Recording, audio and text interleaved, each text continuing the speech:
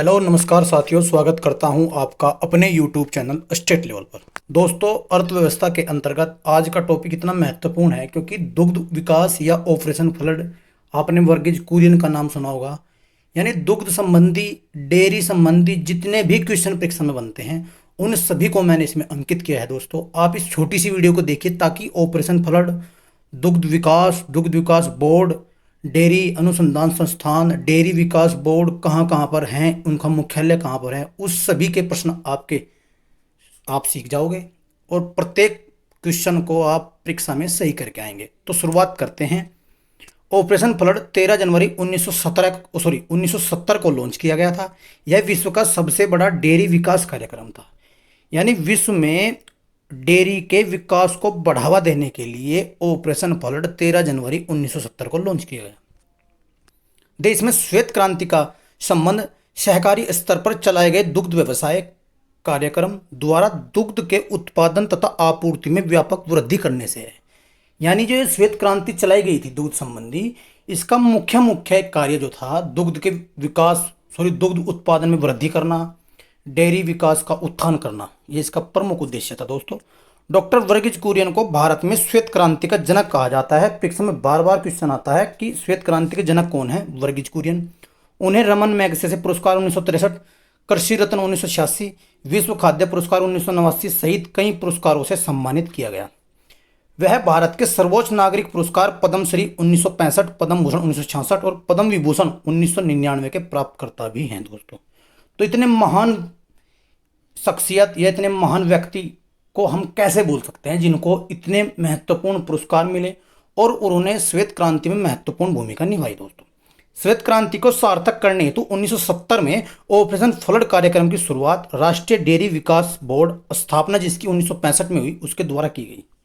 और राष्ट्रीय डेयरी विकास बोर्ड का जो मुख्यालय दोस्तों माना जाता है वो अपने गुजरात में है। ऑपरेशन फ्लड को देश में 3 चरणों में लागू किया गया था। अब ये एग्जाम में क्वेश्चन आता है।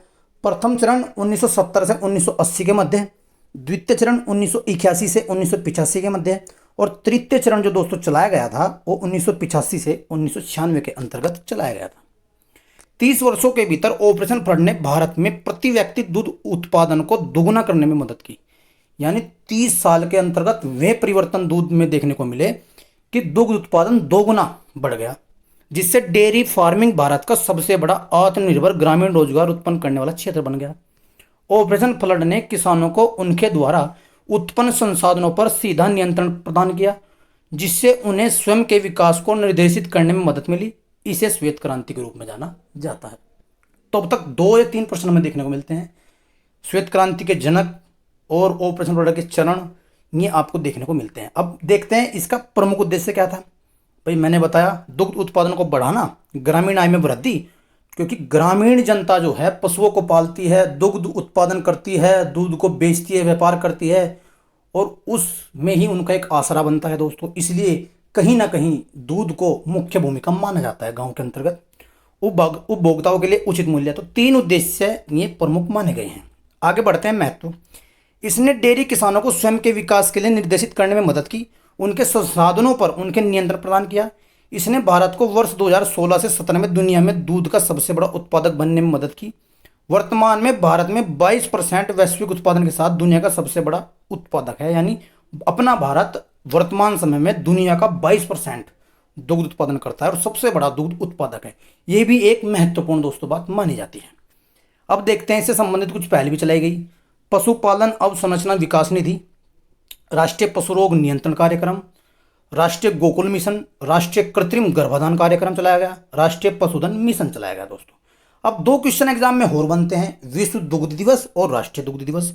इस प्रश्न को भी आप बड़े ध्यान से देखिए। कई बार राष्ट्रीय पूछ लेता है, हम विश्व वाला सही करके आते हैं, राष्ट्रीय पूछ लेता है तो विश्व वाला कर आते हैं। तो दोस्तों, विश्व दुग्ध दिवस मनाते हैं 1 जून को और जबकि राष्ट्रीय दुग्ध दिवस मनाते हैं 26 नवंबर को, जिस दिन हमारा विधि दिवस भी दोस्तों मनाते हैं।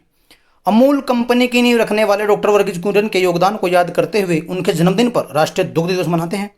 26 नवंबर 2022 को भारत में श्वेत क्रांति के जनक डॉक्टर वर्गीज कुरियन की 101वीं जयंती मनाई गई।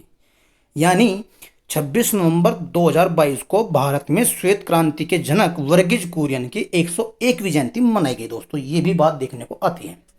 अब मैंने इससे संबंधित 10 महत्वपूर्ण प्रश्नों को लिया दोस्तों, आप उन्हें भी देखें। भारत में श्वेत क्रांति के जनक, बार बार बता चुका हूं, वर्गीज कुरियन, यानी ऑप्शन ए करेक्ट हो जाएगा, ऑप्शन ए सही हो जाएगा। आगे बढ़ते हैं। ऑपरेशन फ्लड कब लॉन्च हुआ, तो मैं अभी बता चुका हूं दोस्तों, 13 जनवरी 1970 में लॉन्च हुआ दोस्तों। आगे बढ़ते हैं। ऑपरेशन फ्लड के तृतीय चरण की अवधि क्या है, तो आप भली भांति परिचित है, ऊपर आ चुका है प्रश्न, 1985 से 1996 माना जाता है। राष्ट्रीय डेयरी विकास बोर्ड का मुख्यालय कहाँ स्थित है, ये बड़ा महत्वपूर्ण क्वेश्चन है, क्योंकि आप इसमें कंफ्यूज हो सकते हैं। राष्ट्रीय डेयरी विकास बोर्ड है दोस्तों ये, तो इसका मुख्यालय तो हो जाएगा आपका गुजरात, जबकि राष्ट्रीय डेयरी अनुसंधान संस्थान ये दोस्तों आपका करनाल में स्थित है। आगे बढ़ते हैं। विश्व में दुग्ध उत्पादन में भारत का कौन सा स्थान है, तो आप जानते हैं पहला।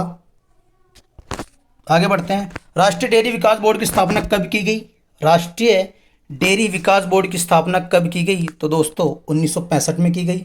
आगे बढ़ते हैं। विश्व दुग्ध दिवस कब मनाया जाता है, तो मैं बता चुका हूं 1 जून को मनाया जाता है।